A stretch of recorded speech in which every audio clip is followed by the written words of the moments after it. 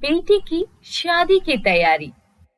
गीता एक गरीब औरत थी जिसने अपने पति की मौत के बाद अपनी इकलौती बेटी रानी को बड़े ही नाजों से पाला था और अपने घर को चलाने के लिए गीता दूसरों के घरों में काम किया करती थी।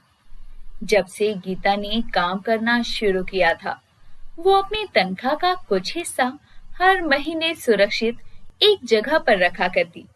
एक दिन ये देखकर रानी गीता से पूछती है। माँ, आप ये पैसे अलग क्यों रखती हैं? आपको पता है ना हमारे घर में खाने की कितनी कमी है। अगर हम ये पैसे इस्तेमाल करें तो हमारा पेट अच्छे से भर जाएगा। मानती हूँ रानी बेटा कि हम 3 टाइम की जगह 2 टाइम खाना खा रहे हैं, लेकिन ये पैसे मैं खर्च नहीं कर सकती। मैं इसे किसी बहुत ज़रूरी काम के लिए जोड़ रही हूँ। कौन सा खास काम माँ? अपनी बेटी की शादी की तैयारी के लिए। अब तो बड़ी हो गई है, तुझे तेरे ससुराल भेजना है।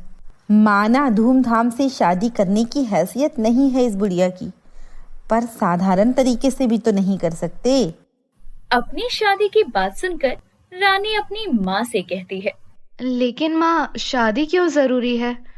मैं चली गई तो आपके साथ कौन रहेगा? अपने स्वार्थ के लिए जवान लड़की को जीवन भर घर में तो नहीं रख सकती ना मेरी बच्ची, और शादी तो हर लड़की को करनी पड़ती है। गीता इतना बोलकर रानी को प्यार से गले लगा लेती है।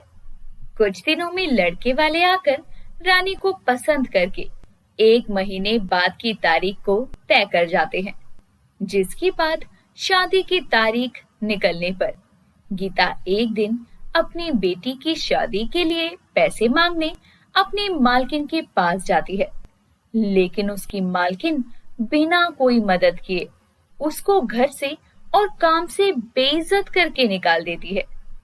पैसे भी नहीं मिले थे और काम भी हाथ से जा चुका था, लेकिन अभी काम की परवाह ना करते हुए गीता घर आती है और अपने जमा किए हुए पैसों को गिनते हुए कहती है।